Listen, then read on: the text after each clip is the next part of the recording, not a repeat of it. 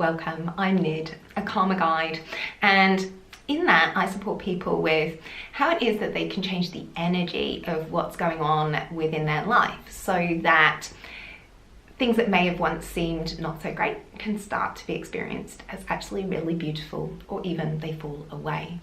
And this happens as much in your daily life, which is often your work or your business that you run. So in this video, we're going to be focusing on the use of language and our attitude when we are in a business place, whether it's your job or whether it's your own business, that is around competition and competitor, which comes from the energy of our old structures, including legal viewpoint of a battle, two sides coming together to fight things out.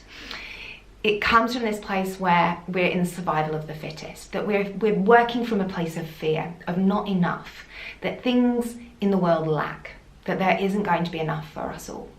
And I really remember how we were taught this at school around looking at the way in which different animals in the animal kingdom may grow, and then another one may come in and start eating it, and then, you know, like as soon as they become abundant, the next predator comes in and kills that one, right? And so each of the predators grow and grow and grow, and then when the predator, the top of the food chain gets too big, then there isn't enough, and so the smaller one has to start growing again as the top of the chain predator starts to die off, and we have these cycles of everything increasing and then dropping back down again. And so this can create this viewpoint that there's not enough, that we lack. This vibration is not really very supportive for actually the truth, which is that there is more than enough for everyone if we are stepping into what we are, shining and being our role within a group of people, and not trying to be more than that, not taking more than that, and that's greed. So competition reinforces this idea that there's not enough, and so therefore that justifies being greedy. And in a business sense, you know, that's trying to take up more of the market, trying to make more money without a view of the balance, without that view of how it affects the rest of the ecosystem, right? You know, we can't just all be foxes. So how is it that we can see this different way where we can have enough, where there is abundance for everyone, but actually it's in balance? There is this harmony where there's that dance of constant shift. So the language I'd like to bring in for you here is, instead of looking at your colleagues as a competitor to your role, if there's a restructure in your workplace, and I've been through one of those restructures, and several of them in fact, when I was employed, and I can genuinely hand on heart say, I have never seen my role as competing with somebody else's, and it's the same even when I'm applying for a job.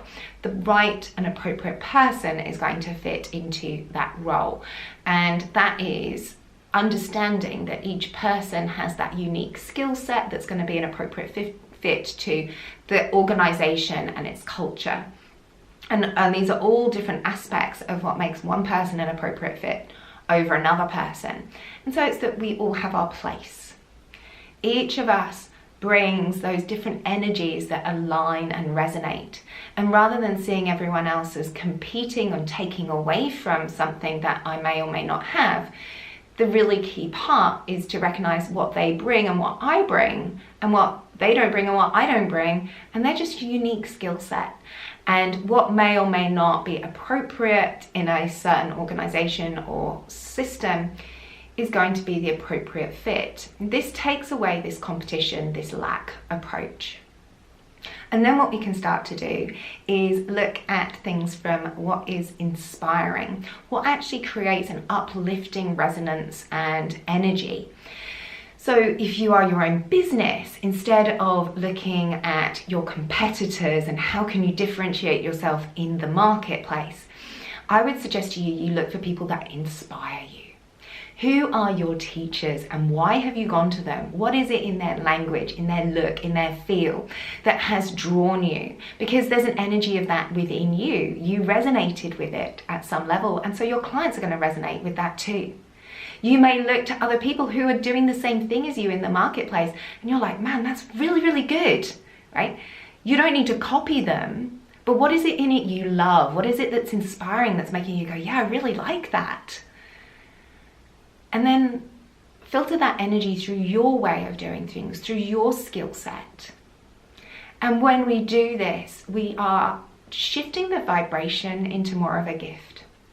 And that way we can attract our customers from the energy of hope, from the energy of positivity, of abundance, rather than attracting clients from fear into action, which is the old advertising and marketing paradigm, that they are not enough, that we are not enough, and we need these things to become something. But if you're taking your business from a place of inspiration, from a sign of hope, and you look to where you're inspired and you channel that through your communications with your clients, then you can become that beacon and sign of hope that people are drawn to. We're drawn to the light of hope. It's so natural within each of us to want to gravitate towards that and not be in this place of fear. And that's the difference of the human conscious mind, is that it wants to elevate above this fear state. And if we want to contribute to the collective shift as spiritual businesses, right now is our time to be showing this new way of connecting and inspiring and uplifting people, a new way of marketing and communicating with our prospective clients and our community. And so I really want to invite you to look at how you can be more inspirational, how you can show people that there is hope, that there is a movement towards, and that they can move into that. And they can just let fall away those shadows, let fall away those fears. Because when they move into that place of hope, then there's a feeling of safety, of security, and of trust that can naturally arise. And a key part as a spiritual business in this time is to move into the mainstream, is to connect and communicate, because how else are we going to see this big collective shift that we so desire if we're not with and in society and with people?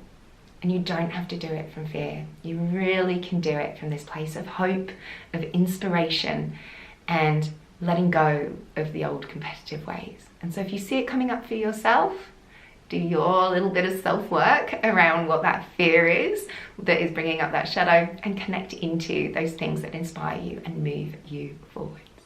I'd love to hear some of your inspiration. Please do share some of the people that have inspired your work. And I'd love to learn more about how it is that you're going to inspire and uplift other people. If you've got questions, if you're not sure, if you're feeling a bit stuck, then the Soul Aligned Business program is a beautiful place to spend 6 months shifting the energy of your business. And with that, there will be knock-on beautiful actions that shift the energy of your business into a higher vibration, because part of the Soul Aligned Business approach is to actually look at the energetics of your business at a 4th dimensional level, which is the mental state where people buy into your business, and how that aligns with your soul and your soul's energy. And then you can really have a cohesive representation of what it is you're communicating. And that continuity is going to help bring in more clients and help you really shift your business into this place of being an inspirational connection for others to move towards.